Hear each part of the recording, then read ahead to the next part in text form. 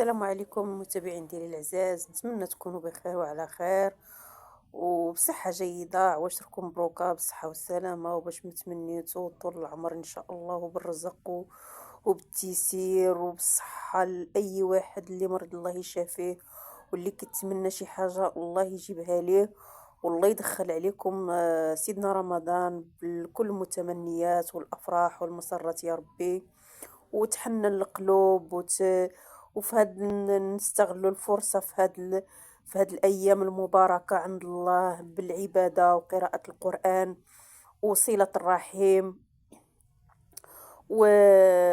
والتسامح يكون بيناتنا. وعواشركم مبروكة بكل المتمنيات يا ربي.